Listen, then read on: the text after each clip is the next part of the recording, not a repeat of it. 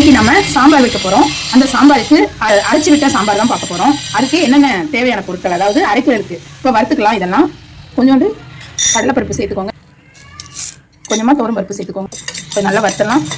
கொஞ்சமா ஜீரகம் சேர்த்துக்கோங்க, கொஞ்சம் மிளகு சேர்த்துக்கலாம். கடலைப்பருப்பு சேர்த்துருக்கோம், துவரம் பருப்பு சேர்த்துருக்கோம், மிளகு கொஞ்சமா சேர்த்துருக்கோம், ஜீரகம் சேர்த்துருக்கோம். இதை நல்லா வறுத்துக்கோங்க. நல்லா ப்ரௌனாக வாசனை வர வரைக்கும் வறுபடட்டும். கொஞ்சமாக கருவேப்பிலை சேர்த்துக்கோங்க. கமகமன்னு நல்லா வாசனை வருது.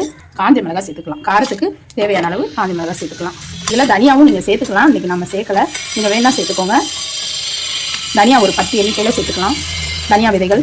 இது நல்லா வறுபட்ட உடனே இது நம்ம அரைச்சிட்டு வந்துடலாம். இப்போ இது நல்லா வறுபட்டுருச்சு, இதை நம்ம அரைச்சிடலாம். இப்போ நம்ம சாம்பாருக்கு தாளிச்சிடலாம். கடுகு நல்லா வெடிக்குது. கொஞ்சமாக வெந்தயம் சேர்த்துக்கலாம், ஜீரகம் சேர்த்துக்கலாம். இதில் நம்ம நசுக்கி வச்ச பூண்டு சேர்த்துக்கலாம். 2 காஞ்ச மிளகாய், 2 பச்சை மிளகாய், கருவேப்பிலை. இப்போ தாளிப்பு நீங்கள் இந்த மாதிரி போட்டுக்கோங்க. சின்ன வெங்காயமும் பெரிய வெங்காயமும் வச்சுருக்கோம், அது சேர்த்துக்கணும். இப்போ இது நல்லா ப்ரௌனாக வதங்கட்டும். வெங்காயம் நல்லா வதக்கிடணும். வெங்காயம் நல்லா வதங்கட்டும். கல் உப்பு சேர்த்துக்கலாம். தேவையான அளவு கல் உப்பு சேர்த்துக்கோங்க.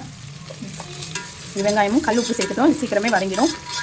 நம்ம அப்புறம் பார்க்கலாம். வெங்காயம் நல்லா வதங்கிட்டு இதில் நம்ம தக்காளி சேர்த்துக்கலாம். நல்லா பழுத்த நாட்டு தக்காளி சேர்த்துக்கோங்க. குழம்பு ரொம்ப ருசியாக இருக்கும். அப்படி நாட்டு தக்காளி சேர்க்கும்போது புளியை குறைச்சிருங்க, ஏன்னா புளிப்பு அதிகமாக இருக்கும். இந்த தக்காளி நல்லா வேகட்டும். தக்காளி வெந்துட்டு இருக்கும்போதே நீங்கள் ஒரு பீட்ரூட் நம்ம தோல் சீவி நறுக்கி வச்சுருக்கோம், அதை இதோட சேர்த்துடலாம். இந்த பீட்ரூட் சேர்றதுனால இந்த குழம்பு கலர் மாறுமா அப்படின்லாம் நீங்கள் நினைக்க வேண்டாம். ஏன்னா அந்த மாதிரி உங்களுக்கு இருக்காது, ரொம்ப மாற்றமாக இருக்காது. இந்த பீட்ரூட் நீங்கள் எத்தனை காய்கறி சேர்க்குறீங்க இல்லையா, அதுக்கு இந்த ஒரு பீட்ரூட் சேர்த்திங்கன்னா ரொம்ப ஸ்ட்ரென்த் இருக்குது.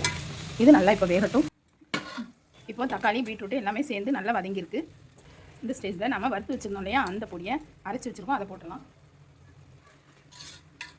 இப்போது நம்ம அரைச்சோம் இல்லையா, அந்த பொடி இதில் சேர்த்துட்டோம். இப்போ நல்லா இது வேகட்டும். கொஞ்சம் நேரம் மூடி போட்டலாம்.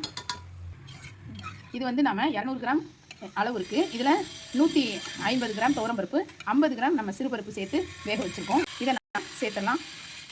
இப்போ இது நல்லா வெந்திருக்கு. இப்போ இந்த பருப்பு சேர்த்துலாம். இப்போது நல்லா எல்லாத்தையும் கலரி விட்டுருங்க. நம்ம அரைச்சி வச்ச பொடி, தாளிச்சது, பீட்ரூட்டு எல்லாமே நம்ம சேர்த்துட்டோம். இப்போ நம்ம புளி தண்ணி ஊற்றிடலாம். இப்போ புளி தண்ணி ஊற்றியாச்சு. இந்த ஸ்டேஜில் பெருங்காய பொடி. இப்போ இதுக்கு சாம்பாருக்கு தேவையான அளவு தண்ணி சேர்த்துக்கலாம். இப்போது நம்ம தண்ணி சேர்த்துட்டோம். இப்போ பாருங்கள், நல்லா தேவையான அளவுக்கு உங்களுக்கு எவ்வளோ தேவையோ அவ்வளோ தண்ணி ஊற்றிடுங்க.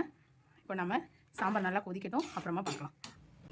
இப்போது நமக்கு சூப்பரான சாம்பார், பீட்ரூட் சாம்பார் ரெடி ஆகிடுச்சு. இப்போ நீங்கள் பார்த்தீங்கன்னா தெரியும், அந்த பீட்ரூட் நம்ம போட்டதுனால அந்த கலர் இந்த சாம்பாரில் வரல. ஏன்னா அதிகமாக இல்லை, ஒரே ஒரு பீட்ரூட் நம்ம நறுக்கி போட்டுக்கோம். இதில் நீங்கள் வெல்லம் அல்லது நாட்டு சக்கரை 1 ஸ்பூன் சேர்த்துக்கோங்க. வெல்லமான ஒரு துண்டு சேர்த்துக்கோங்க. நாட்டு சக்கரைனா 1 ஸ்பூன் சேர்த்துக்கோங்க. இது சாம்பார் இன்னும் டேஸ்டியாக இருக்கிறதுக்கு இது உதவியாக இருக்கும். சூப்பரான சாம்பார் ரெடி.